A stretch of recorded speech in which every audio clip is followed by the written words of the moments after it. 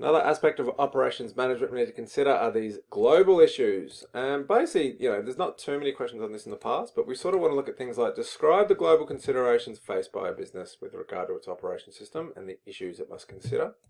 And discuss, evaluate, or analyze whether a business should operate a global supply chain. So I guess we need to figure out what this supply chain business is as well. And just take it a step back and go, well, the operation system has three stages. We've got our inputs, resources we use to produce the output.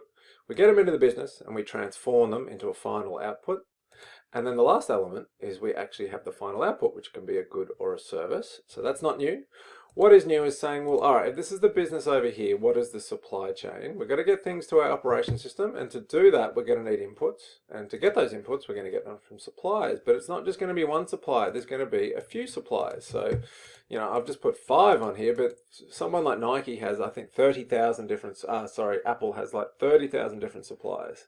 And that is so complicated. What's also complicated is that some of these might be in Australia. Some might be, say, in China, some might be in Peru, and some might be in France, or in many different countries around the world, in many different time zones, in many different currencies, with many different environmental and legal standards, and it gets very, very complicated because we want this global supply chain because we get some savings, but it becomes very complicated to manage. So, just some definitions. Supply chain, the range of suppliers from which the business purchases its inputs. Supply chain management, or also logistics, same thing.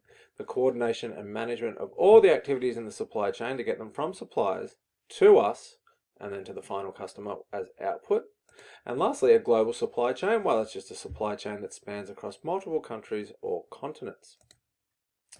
What about some considerations? So the study design sort of says there's 4 things you want to consider. There's global sourcing of inputs. That's where the business buys its inputs from another country, but then uses them to produce the output itself in Australia. So we're just basically importing things to make a final product in Australia.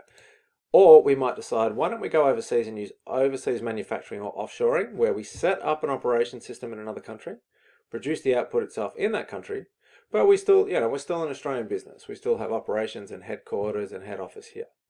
Another way we could do it is global outsourcing. Outsourcing is where we hire another business to make goods or perform services that the business used to do itself.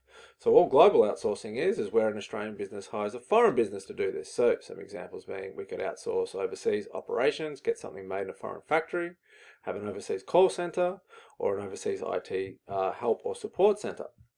And lastly, another consideration is global supply chain management. That is where where business combines any of these things above, and now you need to manage it, which is very, very difficult trying to manage all these things from Australia. So we just want to lastly think about what are some advantages and disadvantages of operating, that should say global supply chain, it says corporate social responsibility. But what are some advantages and disadvantages of operating a global supply chain? Well, we get, just go back, lower costs. So the value of goods and inputs overseas is way cheaper than Australia. We can capitalize on national competitive advantages. For example, if I want to make smartphones, I'm not going to get them made in Australia. We just don't have the skills for it here anymore. We're not a manufacturing country. I go to China because they're very good at it. Or if I want to get cars made, I go to Germany or Japan or Korea. They're very good at making cars. Sourcing of the best skills. So it's kind of related at this point, but yeah, I'm not limited by Australian labour if I have a global supply chain. I can go to any country in the world and get the best people. It also provides economic benefits for poorer countries, so we can use a CSR argument there. And there's there always is lower taxes overseas than there are in Australia. Disadvantages of our global supply chain. We've got these hidden costs, tariffs. Every time we bring something into Australia, the government puts a tax on it called a tariff on an import, so that increases our costs. Exchange rates. We have Australian dollars, but we might need to pay in, say, another currency like Chinese yuan or American dollars, that sort of thing. And yeah, we lose money a lot of the time with that. Maybe the local infrastructure overseas isn't very good. Like we're getting a cheap price, but there's no, the factory in, say, China isn't near a close airport or dock or port or railway, or the railway is not very good. CSR issues, just because it's legal to pay someone $2 per day in, say, Bangladesh and dispose of toxic waste at a lower standard than in Australia, does that make it right? If we're going to sell our product in Australia, shouldn't we do things that would be acceptable here? It's also political risk, so chances of wars, changing laws, disputes, that sort of thing in other countries. And lastly, intellectual property. As soon as we expand overseas and do this stuff, a lot of our intellectual property can be taken by other countries, maybe legally or not, but that's another thing we need to consider when we have a global supply chain.